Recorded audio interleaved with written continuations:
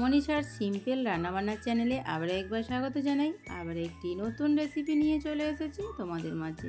ডাল বাটা ঝামেলা ছাড়াই আমি এই পকোড়া কীভাবে তৈরি করেছি সেই রেসিপিটি তোমাদের সাথে শেয়ার করব। এই রমজান মাসে তো আমরা অনেক ভাজা পোড়া খাই, একবার হলো তোমরা এই রেসিপিটি ট্রাই করো, দারুণ লাগবে খেতে। তো চলো কথা না বাড়িয়ে রেসিপিটি শুরু করা যাক। এখানে মুগের ডাল নিয়েছি 1 কাপ। তো মুগের ডালটাকে আমি ভালোভাবে ধুয়ে পরিষ্কার করে নেব। তো পরিমাণ মতো পানি দিয়ে দিচ্ছি। পানি দেওয়ার পর 3 থেকে 4 বার আমি ডালটাকে কচলে কচলে ভালোভাবে ধুয়ে নেব, যাতে ডালটা ভালোভাবে ধোয়া হয়ে যায় আর ডালে অনেক ময়লা থাকে, সেই ময়লাটা ভালোভাবে চলে যায়। তো আমি দেখো ডালটাকে 3 থেকে 4 বার ভালোভাবে ধুয়ে পরিষ্কার করে নিয়েছি। আর ডালটাকে আমি ভিজিয়ে রেখে দেবো 1 ঘন্টা। তো ডালটা এদিকে ভিজানো থাক, তো ওদিক থেকে আমি সব কিছু রেডি করে নেব। এখানে একটা গাজর কুচি কুচি করে আমি গ্রেট করে নিয়েছি, একটা আলু গ্রেট করে নিয়েছি, দুটো মিডিয়াম সাইজের পেঁয়াজ নিয়েছি আর একটা ডিম নিয়েছি। তারপরে আমি এখানে একটা নিয়েছি প্লেট, বড় দেখে। প্লেটের মধ্যে নিয়ে নেব ডাল, ভিজিয়ে রাখা ডাল। তো ডালটা আমি 1 ঘন্টা ভিজিয়ে রেখেছিলাম। তোমাদের যদি হাতে কম সময় থাকে তাহলে তোমরা আধা ঘন্টাও ভিজিয়ে রাখতে পারো বা 10 মিনিট 15 মিনিট ভিজিয়ে রাখতে পারো।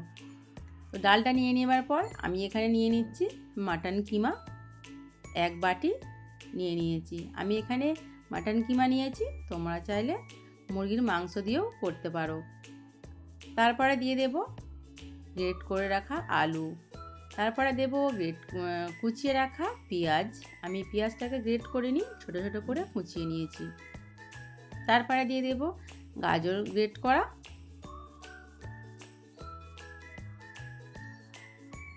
তারপরে দেব কাঁচা লঙ্কা কুচি, ঝালটা যে যার প্রয়োজন মতো বুঝে শুনে দিও। তারপরে দেব ডিম, একটা ডিম আমি ফাটিয়ে নিয়েছি, ডিমটাকে আমি দিয়ে দেব। তো আমি এখানে একটা ডিম দিয়ে করছি, তোমরা চাইলে যদি বেশি করতে চাও তাহলে ডিমের পরিমাণটাও বেশি করে বাড়িয়ে দিও। তারপরে দিয়ে দেব ধনেপাতা কুচি।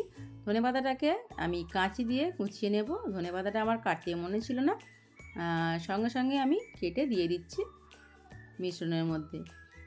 ধনেপাতা সম্পূর্ণ আমার কুচিয়ে নেওয়া হয়ে গেছে। তো এখানে আরও কিছু আমি মশলা বা উপকরণ অ্যাড করে দেব। তো প্রথমেই আমি অ্যাড করে দিচ্ছি বেসন।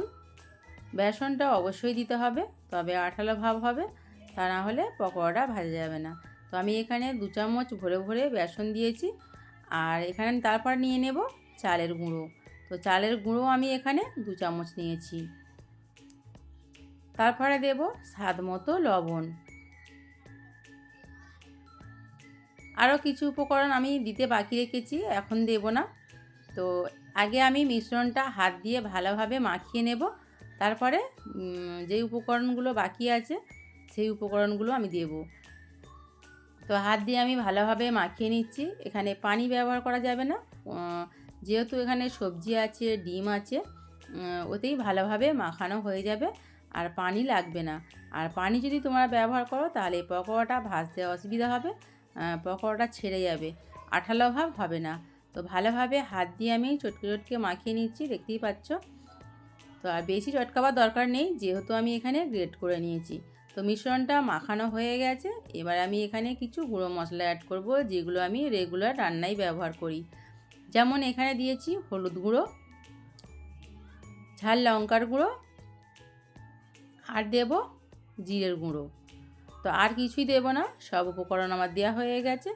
আবারও ভালোভাবে হাত দিয়ে সব উপকরণ মিশিয়ে নেব। তো দেখতেই পাচ্ছ যে মিশ্রণটা কতটা আঠালো ভাব হয়েছে। তোমরা একবার হলেও এইভাবে মুগের ডাল বা মসুর ডাল দিয়েও করতে পারো। আমি মুগের ডাল দিয়ে করছি, তোমরা চাইলে মসুর ডাল দিয়েও করতে পারো। তো ডাল বাটাবাটি ঝামেলা ছাড়াই এত সুন্দরভাবে যে পকোড়া তৈরি করে যায়, তোমরা এই রেসিপিটা না দেখলে বুঝতেই পারবে না। রেসিপিটি সম্পূর্ণ দেখার অনুরোধ রইল, কেউ স্কিপ করো না প্লিজ। রেসিপিটি ভালো লাগলে একটা লাইক দিয়ে কমেন্ট করো, তোমাদের কমেন্ট করতে আমার খুব ভালো লাগে। তো মিশ্রণ তৈরি হয়ে গেছে, রেস্টে রাখার কোনো প্রয়োজন নেই। এবার আমি চলে যাব গ্যাসের কাছে।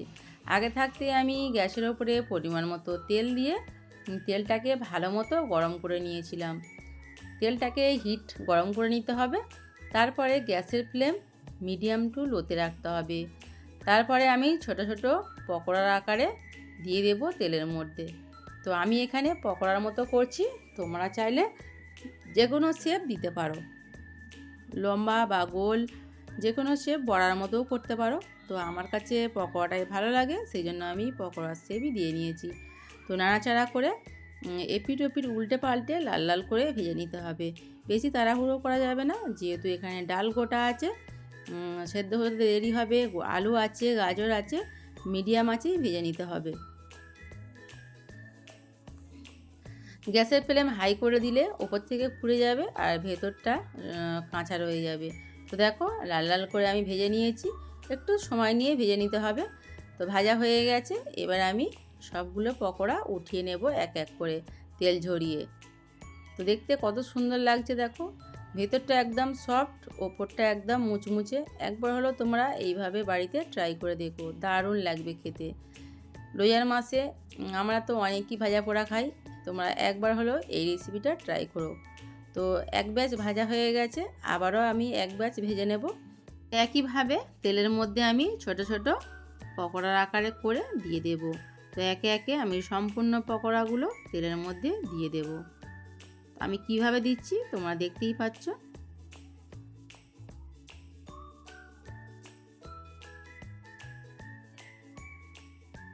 তো সম্পূর্ণ পকোড়া আমার তেলের মধ্যে দেওয়া হয়ে গেছে।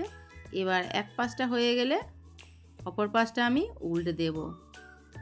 আবারও বলছি, গ্যাসের ফ্লেম হাই করা যাবে না, গ্যাসের ফ্লেম মিডিয়াম টু লোতে রাখতে হবে, তাহলে পকোড়াটা খেতে বেশি ভালো হবে আর মুচমুচে হবে। তো এক পাশটা হয়ে গেছে, আমি অপর পাশটা উল্টে দিচ্ছি একটা ছান্তার সাহায্যে। এভাবেই নাড়াচাড়া করে পকোড়াগুলোকে ভেজে নিতে হবে।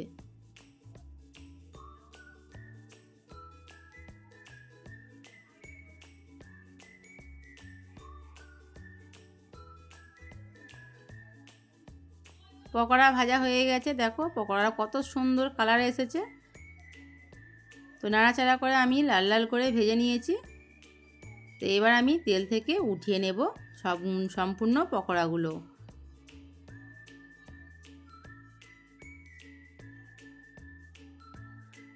সম্পূর্ণ পকোড়া আমি উঠিয়ে নিয়েছি তেলের মধ্যে। চলো তোমাদেরকে পরিবেশন করে দেখিয়ে দিই।